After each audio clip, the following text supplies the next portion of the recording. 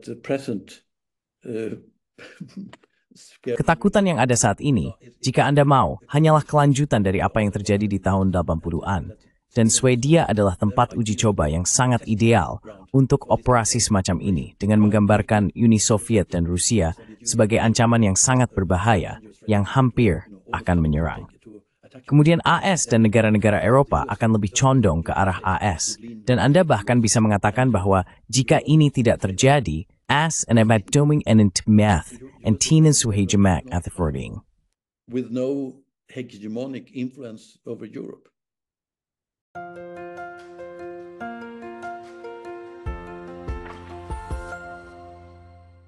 Hello everybody. This is Pascal from Neutrality Studies. Halo, semuanya. Ini Pascal dari Studi Netralitas.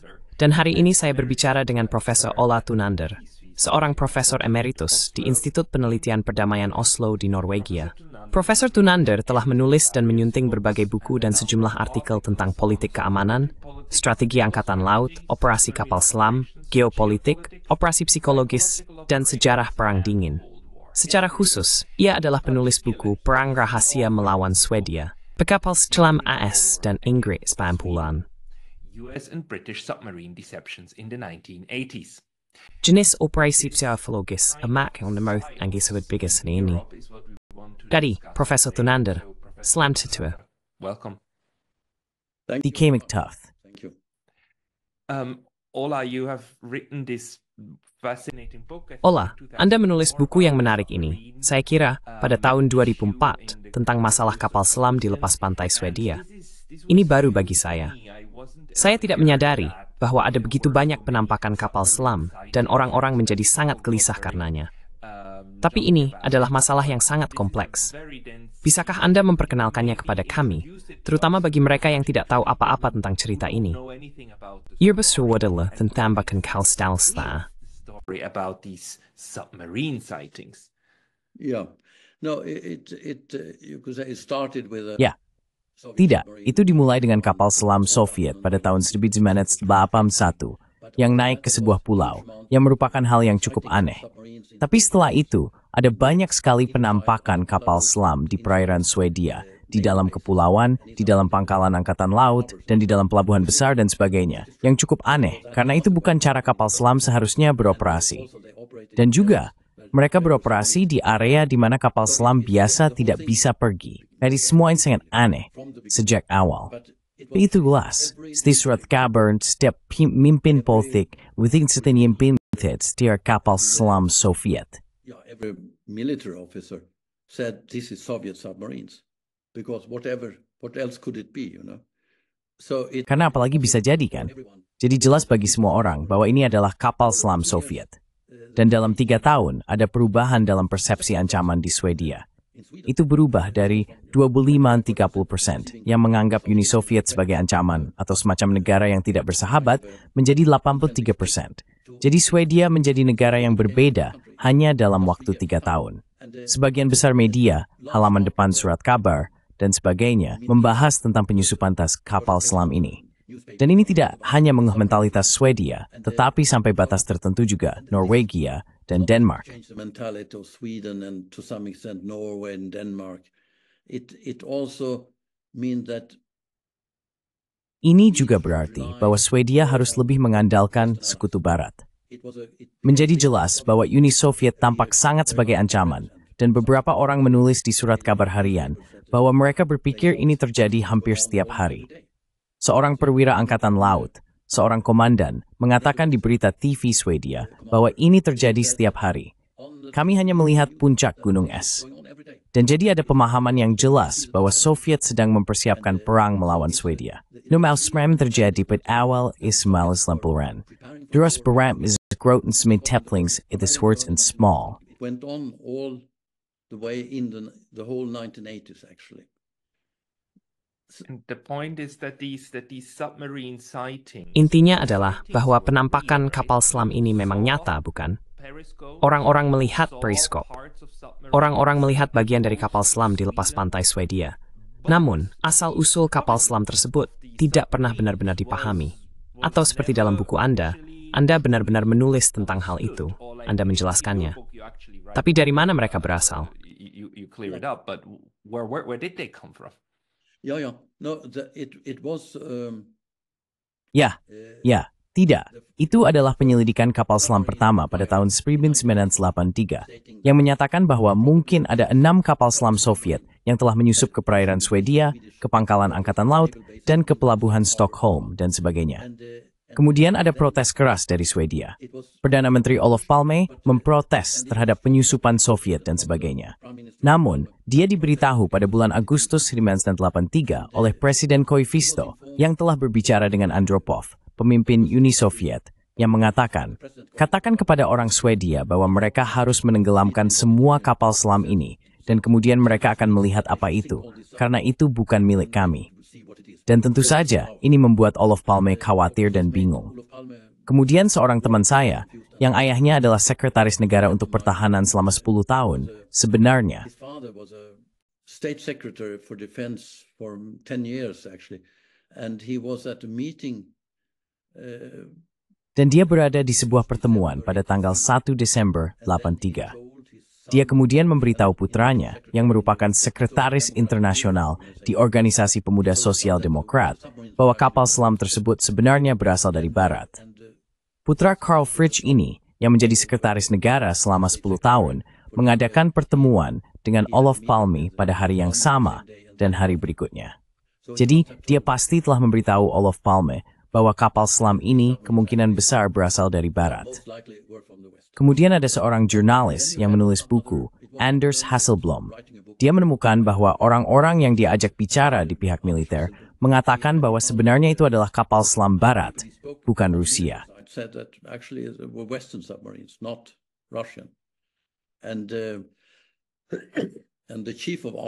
Dan Kepala Angkatan Darat mengatakan secara terbuka pada tahun Bautudu bahwa dia diberitahu bahwa 2 kapal selam telah keluar melalui Selat Denmark, keluar dari Laut Baltik, yang berarti bahwa itu bukan kapal selam Soviet. Dan dia tidak tahu kebangsaan mereka, tetapi dia berbicara secara terbuka bahwa ini pasti kapal selam Barat, dan satu diduga juga rusak. Dan ini terjadi pada tahun 87. Kemudian, ketika saya berada dalam penyelidikan kapal selam ketiga sebagai ahli sipil, saya membaca banyak dokumen, dan mantan kepala intelijen telah membuat laporan kepada Perdana Menteri pada tahun 87, 88 sebenarnya, mengatakan bahwa ada 2 jenis kapal selam kecil yang beroperasi di perairan Swedia, dan tidak ada indikasi bahwa mereka adalah kapal selam Soviet. Soviet tidak memiliki jenis kapal selam kecil seperti ini.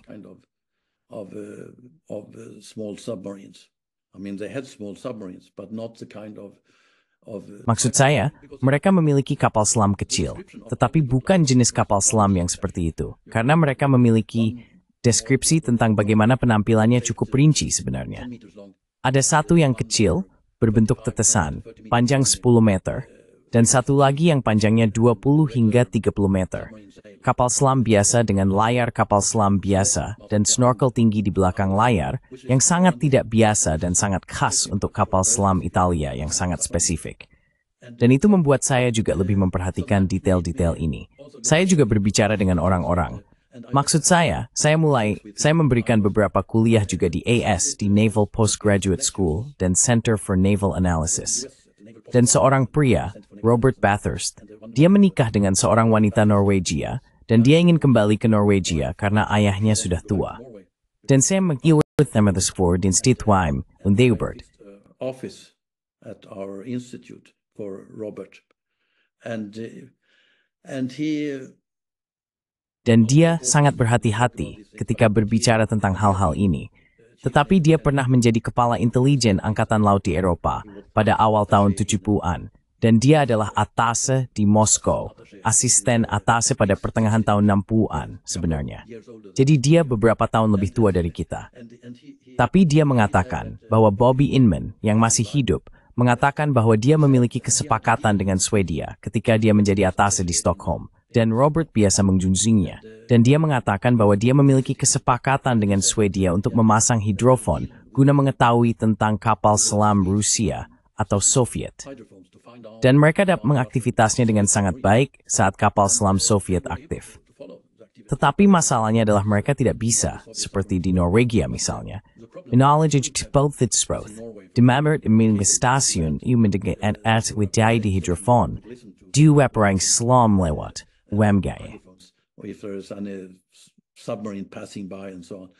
And the problem was that they could not have this. Masalahnya adalah mereka tidak bisa memiliki stasiun kabel ini karena tidak bisa mendapatkan izin untuk hidrofon ini dari Perdana Menteri.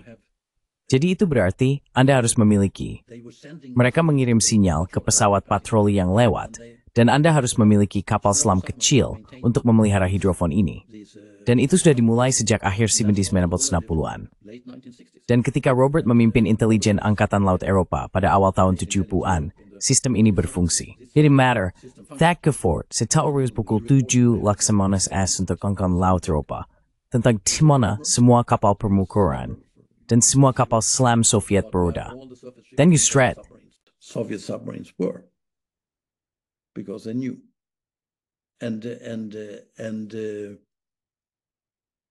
that's the problem was now, of course. Dan masalahnya sekarang, tentu saja bahwa sistem ini sangat rahasia. Tapi saya memiliki 6 sumber sebenarnya yang memberitahu saya tentang hidrofon ini. Dan satu orang mengatakan bahwa mereka menemukannya di jaring ikan sebenarnya.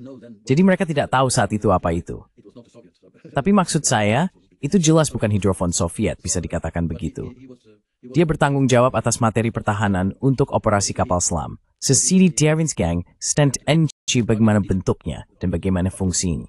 And how it functions also. And that was but that means that. Dan itu berarti ketika orang Amerika pada awal tahun 90-an merasa muak dengan Swedia atau Skandinavia, kurang lebih, itu adalah Perdana Menteri Norwegia dalam pidato tahun barunya pada tahun 1981 yang berbicara tentang kemungkinan zona bebas senjata nuklir di negara-negara Nordik. Orang Amerika dan Inggris menjadi sangat marah. Maksud saya, ini benar-benar tidak dapat diterima, dan Anda harus berbicara serius dengan orang Norwegia, dan orang Swedia bahkan lebih buruk. Jadi orang Norwegia berada di jalur yang licin, seperti yang dijelaskan dalam salah satu dokumen kantor luar negeri Inggris yang saya lihat dalam beberapa dokumen yang dideklasifikasi. Jelas bahwa orang Inggris sangat kesal dengan bagaimana negara-negara Nordik berperilaku, bahwa mereka tidak cukup loyal. That they were not loyal enough. Yeah, maybe we just need to make it clear. This is a moment in time when Mungkin kita hanya perlu memperjelas. Ini adalah momen ketika Norwegia menjadi anggota NATO. Swedia dan Finlandia tentu saja keduanya netral. Nah, Islandia dan Denmark adalah bagian dari NATO, tetapi terutama orang Norwegia. Orang Norwegia sangat ketat tentang jenis sistem senjata apa yang bisa ditempatkan di tanah mereka. Dan mereka, bersama dengan Finlandia, lebih mendukung zona bebas nuklir Nordik, bukan? Ini adalah sesuatu yang muncul pada saat itu. Ide di zona base nuklir. at the time this idea of nuclear-free zones. But the security elite in Tetapi elit keamanan di Norwegia jelas menentangnya. Maksud saya, mereka kesal. Dan sebenarnya, para menteri luar negeri tidak diberitahu ketika Perdana Menteri memberikan pidato tahun baru ini. Jadi Menteri Luar Negeri ES, Alexander Haig, sangat marah ketika berbicara dengan Knut Frydenlund yang merupakan Menteri Luar Negeri. Dan Menteri Luar Negeri mengatakan bahwa Anda tahu kami memiliki opini publik di Norwegia dan kami harus berbicara dengan mereka dan sebagainya, tetapi itu tidak akan terjadi. Anda tidak perlu khawatir tentang itu. Namun demikian, Inggris dan Amerika tidak senang dengan perilaku di pihak Norwegia dan terutama di pihak Swedia. Jadi ini menjadi sangat, maksud saya setelahnya, Anda bisa mengatakan bahwa ini membersihkan kapal selam ini. Mereka adalah kapal Inggris dan mereka berada di bawah komando Amerika. Itu adalah kapal Italia yang Anda tahu, Anda bisa saja. Mereka telah berada di sana selama 10 tahun. NSIX, Azeri to Erbisini Isite Source Spolian, Wadino Kaintin to Bregang. They were brought in on merchant ships. If you have seen this Jika Anda pernah menonton film James Bond, ada satu film di mana kapal selam masuk ke dalam kapal dan menghilang ke dalam kapal dan seterusnya. Itulah yang dimaksud. Maksud saya, mereka sudah mendapatkan ide dari suatu tempat saat itu. Jadi itu berfungsi dengan kapal-kapal kecil. Juga selama Perang Dunia Kedua, Italia memiliki ini. Dan Italia memiliki sejumlah besar kapal kecil yang sangat bagus yang dapat digunakan untuk tujuan ini. Dan jika Anda melihat bagaimana kapal selam digambarkan di Kepulauan Swedia dan pangkalan angkatan laut dan sebagainya, jelas itu adalah kapal-kapal Italia ini. Dan bahkan John Lehman, sebenarnya merupakan sekretaris Angkatan Laut, karena saya berada di sebuah konferensi bersamanya, mengatakan, ya kami menggunakan Italia untuk penyangkalan yang masuk akal. Yang berarti dalam praktiknya, tidak ada bukti fisik yang menunjuk ke Amerika Serikat. And then they seen that the Zali. It's and you know how the Italians are, you know. But that means to your mind, despite we don't. Tapi itu berarti, menurut Anda, meskipun tidak ada pengakuan resmi dari negara-negara ini bahwa mereka menggunakan kapal selam di Baltik pada waktu itu, jelas bahwa ini adalah misi SYOP oleh negara-negara NATO untuk menakut-nakuti penduduk Nordik agar mendukung kebijakan anti-Soviet. Apakah itu adil untuk dikatakan? Into supporting anti-Soviet policies. Is that fair to say? Yeah, Ya, bisa dibilang, sebenarnya pada tahun 2001, Menteri Pertahanan AS, Kaspar Weinberger, jadi dia adalah Menteri Pertahanan pada tahun 1980-an, mengatakan pada tahun 2000 dalam sebuah film dokumenter TV Swedia, sekitar 40 menit, dan dia berbicara selama beberapa menit tentang bagaimana kami sebenarnya mengoperasikan kapal selam di perairan Swedia secara teratur dan sering. Dan itu diperlukan karena meningkatkan kesiapan di pihak Swedia. Dan itu diperlukan bagi kami, dan itu diperlukan bagi Swedia. Karena Swedia juga berkolaborasi erat dengan Amerika. Maksud saya, beberapa orang Swedia, katakanlah begitu. Swedia, dalam arti tertentu, terbagi. Dan saya telah menulis tentang ini cukup banyak sebenarnya, tentang negara ganda.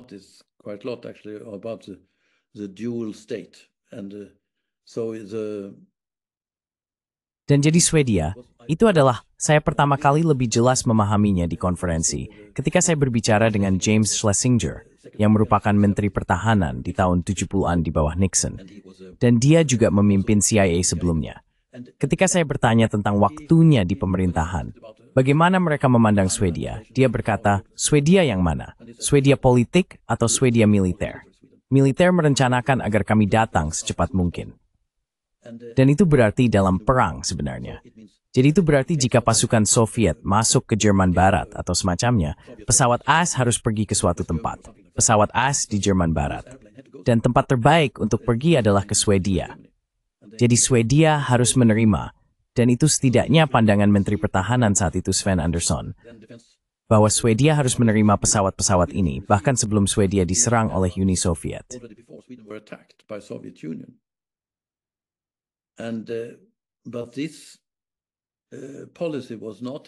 Namun kebijakan ini tidak diserahkan kepada Perdana Menteri baru oleh Olof Palme pada tahun 1976. Jadi Olof Palme adalah Perdana Menteri dari 69 hingga 76 saya kira, dan kemudian dari 82 hingga 86 ketika dia ditembak. Jadi ini berarti bahwa ide dari elit militer ini adalah bahwa kita harus menerima pesawat AS bahkan sebelum Soviet menyerang kita. Dan ini bukan kebijakan politik Swedia. Jadi dalam hal ini, Swedia benar-benar terpecah. Anda memiliki satu bagian, satu elit. Saya tidak tahu berapa banyak orang. Tetapi saya bertanya kepada John Lehman, di konferensi yang saya hadiri pada tahun 2007, orang Swedia mana yang terlibat dalam hal ini? Dan kemudian dia berkata, tidak, saya tidak bisa memberitahumu itu, karena kemudian saya harus membunuhmu setelahnya. No, I can't tell you that because then I have to kill you afterwards. And it was so he was very, dan itu adalah, jadi dia sangat, maksud saya itu adalah lelucon, tetapi mungkin serius dalam beberapa cara. Juga karena ini sangat sensitif. Tetapi dia bersedia mengatakan bahwa operasi yang dibicarakan Kaspar Weinberger pada tahun 2000 diputuskan oleh komite penipuan di bawah Bill Casey. Jadi Bill Casey yang memimpin komite, dan kemudian ada Kepala Penasihat Keamanan Nasional, Dick Allen, dan kemudian ada Wakil Menteri, saya pikir, dari Luar Negeri dan Pertahanan. Dan mereka mengambil keputusan karena ingin Presiden, Menteri Luar Negeri, dan Menteri Pertahanan memiliki penyangkalan yang masuk akal. Mereka mungkin tahu, tetapi mereka bisa mengatakan bahwa mereka tahu apa. They should be able to say that they didn't know anything. You know, this strikes me, this story, as something so important. Anda tahu, ini menarik bagi saya.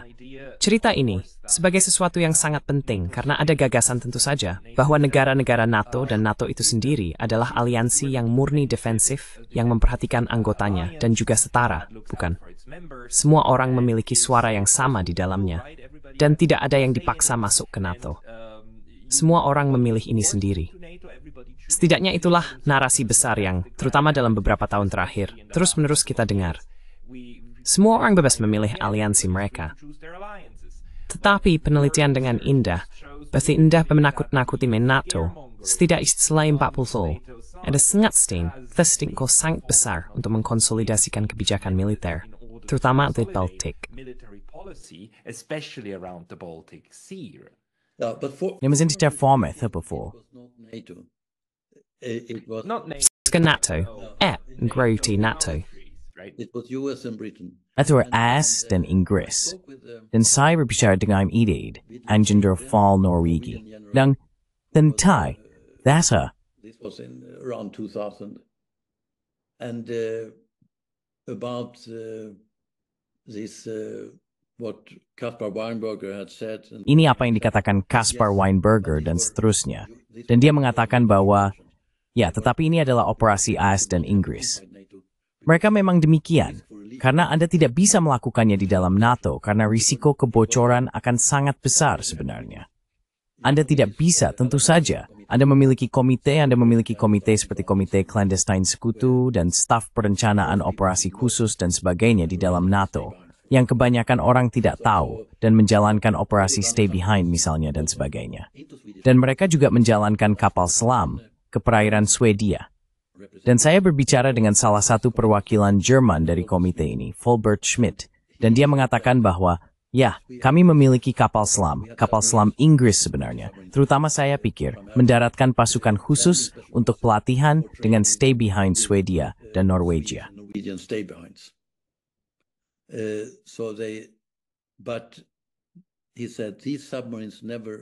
Tetapi dia mengatakan kapal selam ini tidak pernah terlihat.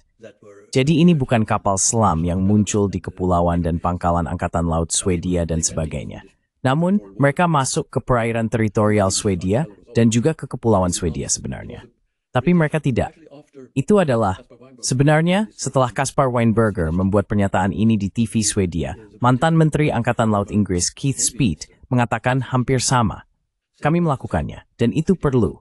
Dan kami bisa naik, kami bisa hampir, Anda tahu, masuk ke pelabuhan Stockholm dan muncul ke permukaan untuk melihat bagaimana jika Anda bisa melacak kami. Dan itu adalah. Tapi baik, Weinberger maupun Speed mengatakan ini adalah operasi Angkatan Laut ke Angkatan Laut. Itu adalah Angkatan Laut AS berbicara dengan perwakilan Swedia, dan itu adalah Angkatan Laut Inggris berbicara dengan perwakilan Swedia di Angkatan Laut Swedia.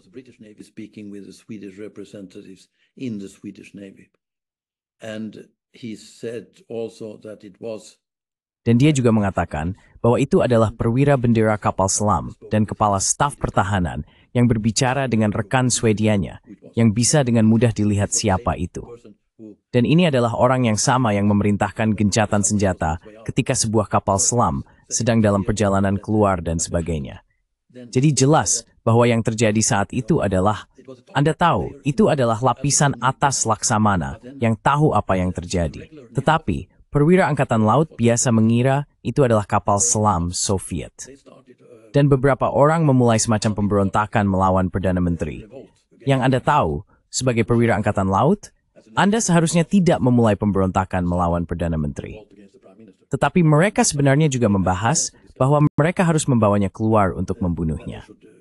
Take him out to kill him. Fasting check rent Olof Palmes gegengtes. We're talking about Olof Palme, yes. Because Kita sedang membicarakan Olof Palme, ya, karena mereka berpikir bahwa dia adalah seorang pengkhianat dan bahwa dia berkolaborasi dengan Soviet dan membiarkan kapal selam Soviet keluar. Sementara itu, Anda bisa melihat sekarang dalam dokumen dari waktu itu bahwa perintah diberikan oleh beberapa laksamana yang sangat spesifik. a couple of very specific admirals. So the suspicion of like lower ranking officers. Jadi kecurigaan perwira Swedia berpangkat rendah adalah bahwa ada kapal selam Soviet yang memata-matai pantai Swedia. Dan fakta bahwa mereka tidak mendapatkan izin untuk menembak jatuh kapal selam tersebut pasti datang langsung dari Olof Palme yang bersekongkol dengan Soviet. Itulah pemikirannya. Padahal sebenarnya itu adalah kapal selam dari negara sahabat yang melakukan operasi dengan pengetahuan penuh dari staf umum Angkatan Laut, setidaknya beberapa orang, dan mereka menyembunyikan siapa itu. Dan itulah ketegangan internal di Swedia dalam bermain dengan yang tidak diketahui, untuk menciptakan pemahaman umum bahwa kita membutuhkan lebih banyak perlindungan. Izinkan saya bertanya, apakah Anda berpikir bahwa tujuan utama dari operasi ini adalah efek psikologis, atau apakah itu Angkatan Laut ke Angkatan Laut? Mencoba, Anda tahu, bermain kucing dan tikus, melihat seberapa jauh Anda bisa pergi, kesiapan Angkatan Laut, skopai asmop is wisjastet. Readiness, or was it the psyop that was actually intended? I think the decision was taken by Saya pikir keputusan itu diambil oleh Komite Penipuan Casey, yang menunjukkan bahwa itu adalah psyop sebagai masalah utama. Tetapi ketika Kaspar Weinberger membicarakannya, itu disajikan. Dan Anda bisa mengatakan ini adalah penutupan, tetapi itu bukan penutupan yang sangat baik untuk publik Swedia. Namun, disitulah dia mengatakan perlu meningkatkan kesiapan di pihak Swedia. Dan kita harus melakukan pelatihan ini, latihan-latihan ini di perairan Swedia. Jadi energi takon, ada yang berbeda. Tetap tumitit atas, sebenarnya adalah operasi psikologis. Dan Chorde mereka berpikir begitu ketika mereka. the way they were thinking also when you listen to them. The Sweden, of course, has been Swedia tentu saja telah berada di bawah kebijakan netralitas selama 200 tahun, atau berada di bawah kebijakan netralitas selama 200 tahun, dengan satu cara atau lainnya. Dan itu tidak pernah menjadi netralitas yang berkomitmen seperti Swiss atau Austria, tetapi ilaihkan pilihan klasin. Jadi, akan Anda bahkan berpikir bahwa berakhirnya netralitas Swedia sebelum kembali 1990-an, dan pilihan sikap ini yang dibawa oleh kapal-kapal ini. change of hearts that was brought about through these ships. Yeah, you actually had already from the 60s. Ya, sebenarnya sejak tahun 60-an sudah ada kolaborasi erat antara kekuatan militer dan saya pikir terutama dalam hal angkatan udara.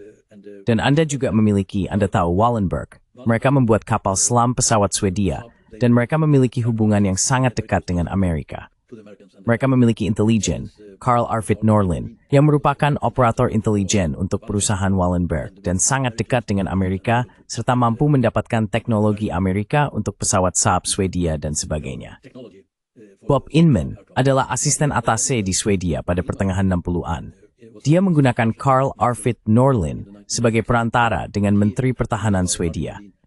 Bob Inman sebenarnya bekerja 2 hari seminggu di Kementerian Pertahanan Swedia sebagai atase Amerika.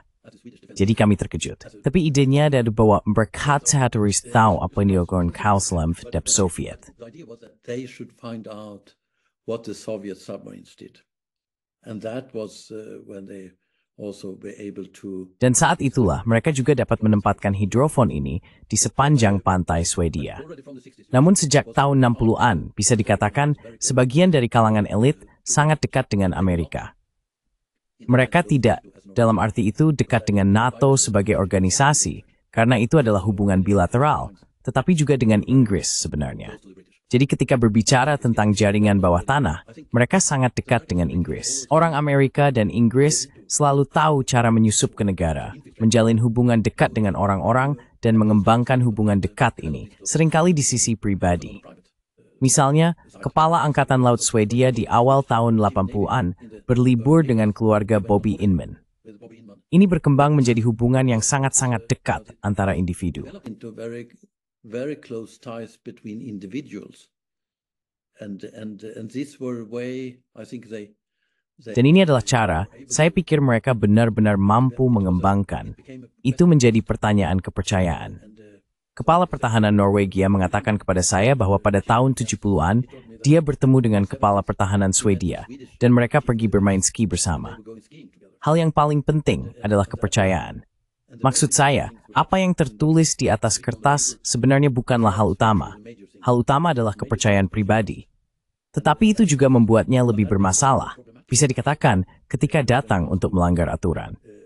Jika Anda mempublikasikan misalnya melakukan hal-hal, tidak ada cara hukum untuk menghukum Anda. Jadi itu berarti satu-satunya cara adalah hukuman fisik. Anda bisa mengatakan bahwa itu mungkin salah satu aspek dari Smallmay bahwa dia dihabisi karena dia tidak dapat terima. Dan dia juga sangat tahu.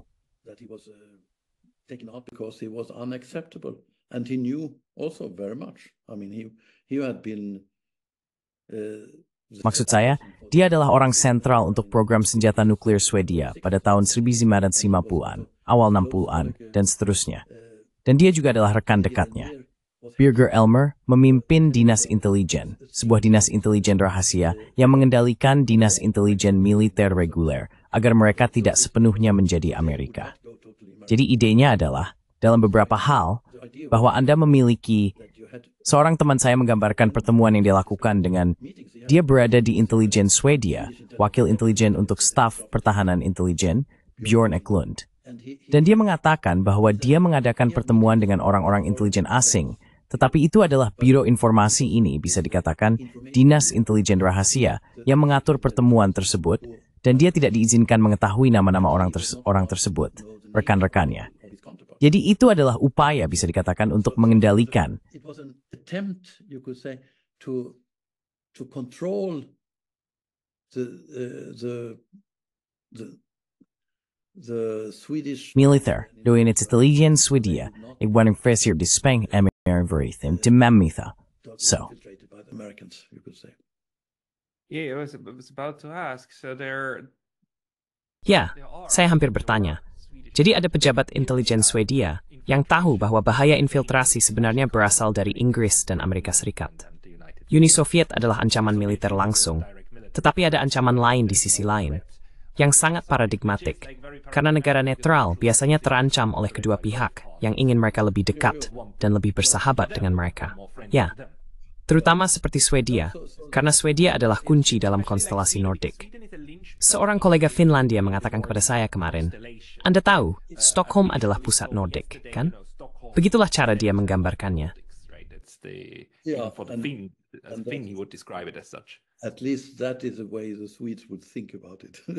Setidaknya itulah cara orang Swedia memikirkannya.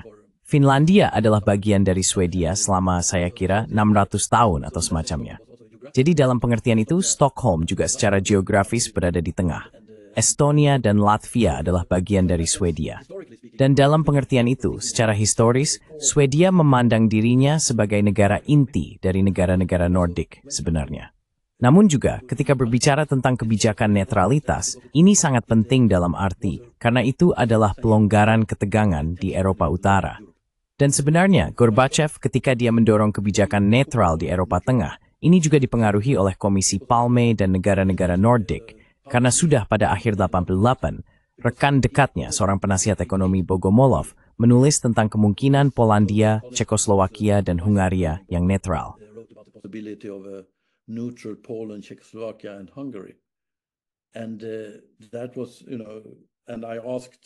Dan saya bertanya kepada pihak Rusia segera setelah itu, dan dia mengatakan bahwa, ya, ini adalah kebijakan Gorbachev. Jadi itu sudah dari Januari ketika saya berbicara dengannya, sudah dari Januari 89, bahwa mereka ingin memiliki Polandia, Cekoslowakia, dan Hungaria yang netral sebagai semacam zona penyangga antara kekuatan besar. Dan kemudian Anda mungkin bisa memiliki lebih banyak nordifikasi Eropa Tengah, bisa dikatakan, dengan Polandia, Cekoslowakia, dan Hungaria netral, dan mungkin basically solusi Norwegia untuk Jerman Barat. Tetapi pada saat itu, ini kibat beberapa tetap di Jerman Timur dan dari Jerman yang lebih besar. Begitulah lainnya.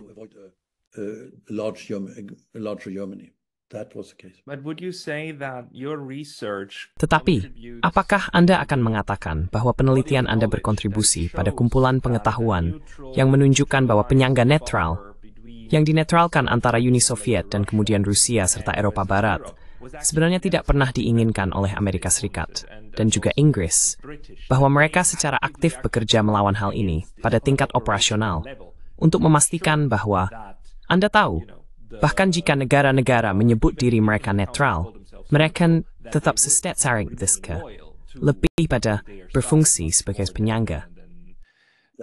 Let's say function as a buffer. Yeah, no, I think so.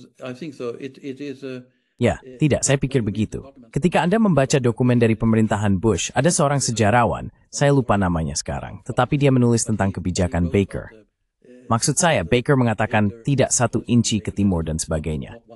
Tetapi pada saat yang sama, Scowcroft, yang merupakan penasihat keamanan nasional, mengatakan bahwa AS harus menempatkan dirinya di antara Uni Soviet dan Jerman. Jadi itu berada di Polandia, bisa dikatakan, atau Eropa Tengah.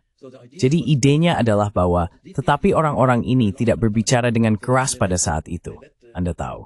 Jadi mereka membiarkan Baker berbicara tentang semacam bahwa seseorang tidak boleh memperluas, yang berarti dalam praktiknya Eropa Tengah yang netral. Tetapi ketika Anda melihat apa yang dikatakan pihak lain dari pemerintahan yang sama, dan juga ada pernyataan oleh Baker bahwa dia sebenarnya mengatakannya, dia tidak benar-benar bermaksud apa yang dia katakan. Itu jelas yang salah. It was a clearly false play. Yeah. Dishonest. Ya, tidak jujur paling tidak, dan berbohong paling buruk. Tapi mungkin untuk beberapa menit terakhir, Ola, jika Anda membandingkan penelitian Anda dari tahun 1970-an, 80-an, dan awal 90-an, periode Perang Dingin, dengan apa yang kita lihat hari ini dalam proksi yang sedang berlangsung di Eropa, apakah Anda melihat kesamaan? Baik strength melihat simulate operasi psikologis di masa lalu and image, but the tension populasi. Current scaremongering of populations in Europe? Yeah. I think that in Ya. Saya pikir bahwa dalam beberapa hal, Anda bisa mengatakan bahwa ketakutan yang ada saat ini, jika Anda mau, hanyalah kelanjutan dari apa yang terjadi di tahun 80-an, dan bahwa Swedia adalah tempat uji coba yang sangat ideal untuk operasi semacam ini. Dengan menggambarkan Uni Soviet dan Rusia saat itu sebagai ancaman yang sangat berbahaya yang hampir menyerang Anda, AS dan negara-negara Eropa akan lebih condong ke arah AS. Nanti bahasa apa jika ini avers, AS akan memiliki kekuatan ekonomi bitri tanpa perhasmoning verbor. Jadi sepeninju, saya pikirin itu aneh of that dari awal. So actually, I think this has been the policy all along. And it's continuing. Dan ini terus berlanjut. Penyebaran ketakutan dan pembesaran ancaman di pihak lain, bahkan dengan penipuan terang-terangan, terjadi di depan mata kita. Tapi apakah ini menjadi sedikit lebih jelas bagi Anda sekarang? Karena apa yang terjadi dengan Nord Stream pertama kali langsung dituduhkan pada Rusia, meskipun itu sama sekali tidak masuk akal. Itu masih tidak masuk akal. Tapi sekarang menjadi sedikit lebih jelas, bukan? Apakah mereka ditubing dalam ditubakan samnufen? Oleh faksteng weles. Or am I just not seeing it? Saya pikir setelah wawancara Weinberger ini, publik Swedia, saya pikir sekitar 60% atau semacamnya, mengatakan bahwa, ya, itu mungkin kapal selam barat, setidaknya kapal selam barat, dan sebagainya. Pada tahun 2014 ada kejadian baru tentang penyusupan kapal selam, di mana Anda tahu tidak ada yang benar-benar tahu apa itu. Tapi itu pasti bukan Rusia, tetapi itulah cara itu disajikan. Dan semua yang diketahui selama Anda tahu, 15 tahun sebelumnya dilupakan. Dan sesuring tapur merami swani ek membuat peran ini.